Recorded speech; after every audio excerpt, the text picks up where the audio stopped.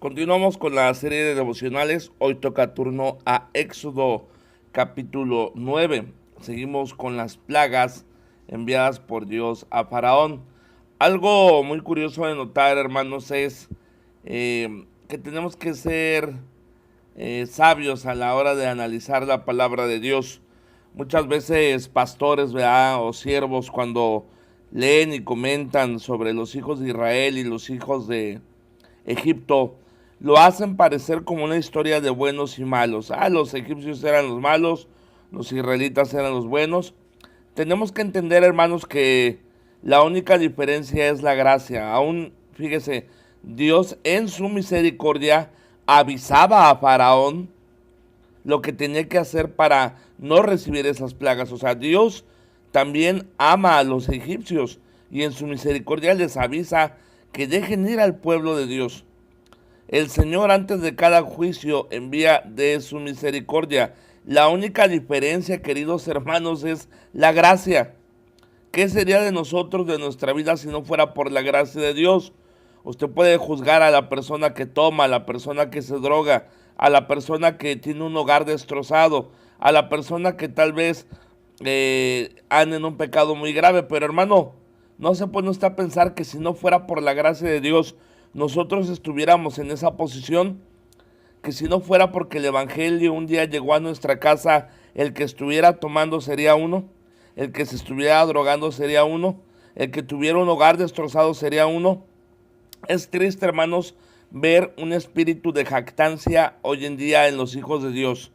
Pensamos, hermanos, que si somos lo que somos o estamos donde estamos, es que los borrachos son gente mala, los drogadictos son gente mala, los fornicarios son gente mala. Y sí, hermano, es pecado, y el pecado hay que llamarlo pecado.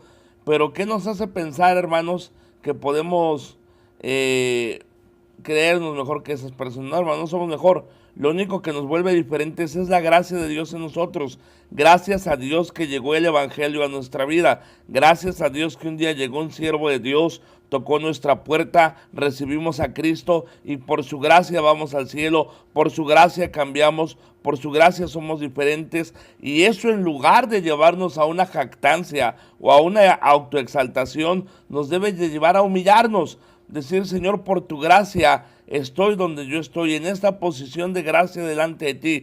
Soy acepto en el amado, soy un hijo tuyo. Puedes escuchar mi oración, puedes escuchar cuando yo clamo a ti, pero no es porque yo sea alguien bueno, sino porque tú viniste, moriste por mí, resucitaste y ahora mi oración tiene libre acceso al trono de tu gracia. Pero no es porque yo sea una buena persona, no es porque yo me merezca algo. Al contrario, lo único que yo merecía de ti, Señor, era el infierno. Mas tú, por tu misericordia en la cruz, pagaste por mis pecados y no quedaste ahí en la tumba, tú resucitaste. Y ahora en ese poder dice tu palabra que si el espíritu de aquel que resucitó de los muertos a Jesús mora en vosotros, también el que resucitó a los muertos en Cristo Jesús nos vivificará por su espíritu que mora en vosotros.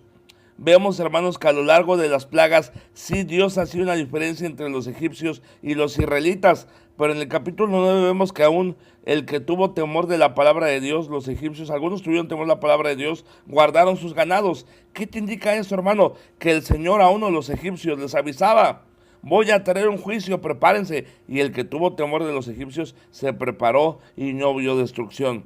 Que nuestra posición por la gracia delante de Dios nos lleve a humillarnos, no autoexaltarnos. Que esa posición que tenemos delante de Dios nos lleva a predicar el Evangelio, digamos, así como yo conocí del Evangelio, quiero que otros conozcan del Evangelio, que nos lleve a humillarnos, no a ensoberbecernos, no a creernos algo que no somos. Lo único que marca la diferencia en nuestra vida es la gracia de Dios.